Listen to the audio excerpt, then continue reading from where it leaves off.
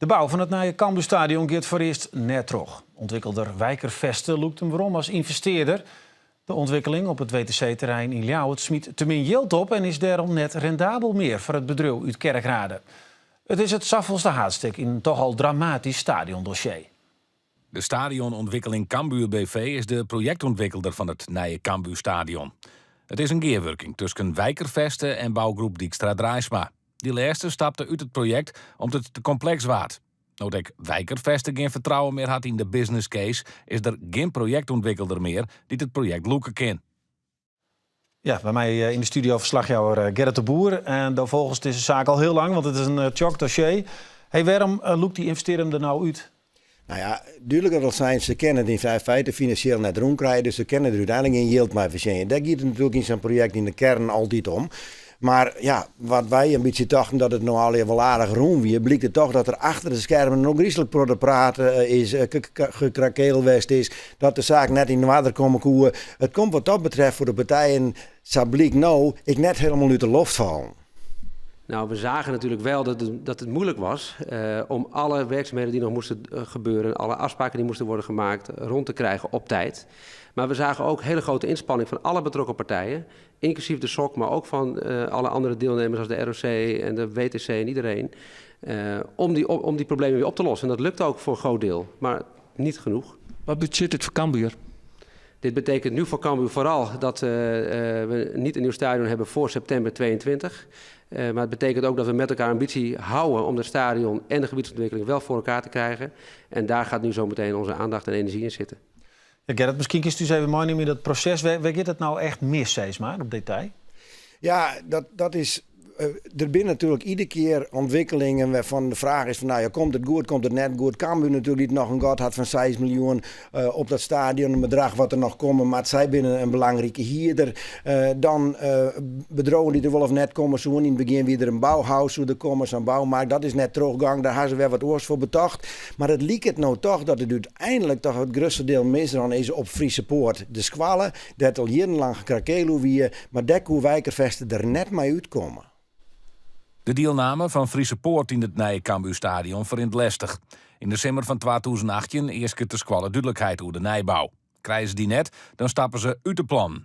Een jaar later wil Friese Poort op het nij net verder. Nevens de squallen schijnt de gemeente Ljouwert een afspraak over de kosten van tijdelijke huisvesting. Doch wordt ik hier een oplossing van voen.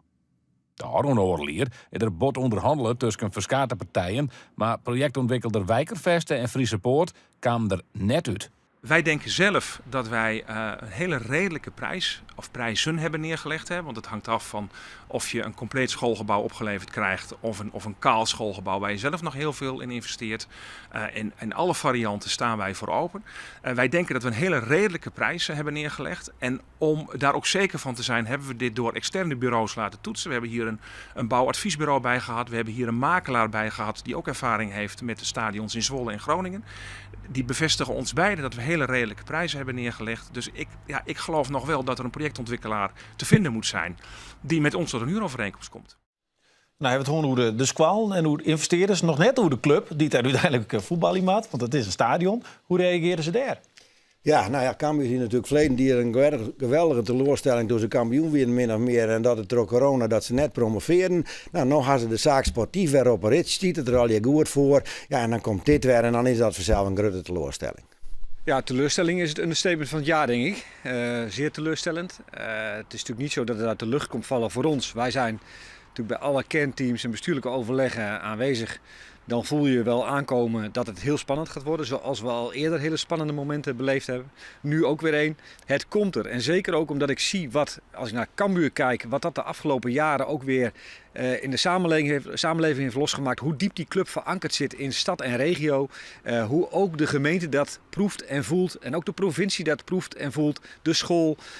Dan heb ik daar alle vertrouwen in. En gaat niemand die club laten vallen. Wij al zeker niet, maar onze partners ook niet. Dus het gaat er komen. Het zal iets langer duren. En er wordt al bouwd. Had je de bedel hier, dan zag je dat er wat gebeurt. Dus ja, kan dat nog wat rock in? Of hoe komt dat verder? Nou, de gemeente had in ieder geval zijn dat de infrastructurele ontwikkelingen die gaan terug. Hè. Dat haar inzet, dat meidje ze al. Daar binnen dieken eromheen, de hulle, het gebied eromheen. Dan hebben we de supermarkten die er komen zoen, die komen er gewoon. Die binnen al in ombouw, dus die komen er. Dus dat gaat al hier wel terug. Het gaat nou met name om die verdere ontwikkeling van dat terrein, om die squalen waar we door hier die in het stadion komen en natuurlijk om het stadion. Nou ja, en laten we eerlijk wezen, voor het hele project, met name dat stadion voor Cambuur, dat is cruciaal voor die club. Al in 2002 besluit de gemeente Ljouwert dat er een nieuw Cambuurstadion komen moet. Als locatie wordt de Werpster Hoek neemt. 4 jaar later binnen het plan om het nieuwe stadion in de wijk Zuidlandel te zetten. Ook dat slag het net. De locatie achter het WTC komt in 2009 in beeld. Cambuur werkt het gear met de gemeente bij alweer nieuwe plan. Daarbij is ook de oude locatie in beeld. In 2016 blijkt dat nijbouw alleen nog kind bij het WTC. Daarmee liep het de locatie vast te lezen. In 2017 werden de plannen gepresenteerd door ontwikkelder Wijkervesten en bouwgroep Dijkstra Draaisma. 4 jaar later liep het nou ook aan die plan een eind te komen. Nou, dan kan ik me goed vaststellen als Cambuur supporter. Dus maar één ding denkt, ja, komt er nog een bal te rollen in of net? Hoe gaat het nog verder hiermee? Ja, dat is natuurlijk toch wel de grote vraag. Ik wil wel jaren de meesten niet al zeggen, we willen dit graag. Het is belangrijk voor jou, het is belangrijk voor de Friese Poort, voor de Squal, het is belangrijk voor Cambuur. Iedereen wil het graag. Het had ik te maken met de hulontwikkeling van de ster. Net alleen nog het gebied bij de WTC, maar ook op een sneke trekwij. Het oude Cambuurstadion, waar sociale woningbouw komen. Maar al dat soort dingen komen nou eigenlijk min of meer stil te staan. Ja, en dan willen ze graag verder. En iedereen zei tegen, omdat het belang zo groot is, dat zij ik wil denken dat het uiteindelijk roem komt. Ja, je moet wel concluderen dat op dit moment lijkt het dat vooral wishful thinking. Want de financiële basis onder het project is er op dit moment net. Men hoopt dat Dijkstra Draaisma bijvoorbeeld er mij instapt. Misschien van wijn en wat dwanken. Dan wil ik naar de gemeente zien, want die kan op dit moment voor haast gratis yield lenen. Kan die dan toch net mij dwaan. Ze moeten partijen erbij zieken om het financieel wat solide te krijgen. Safir is het voor het net. Iedereen wil graag. En misschien wij ik al je wil. En de stad wil graag. En de Cambuur supporters willen graag. Maar het yield moet er eerst wel komen. Oors komt er niet van de grond. Tegen dank, Gerrit. We het vervolgen.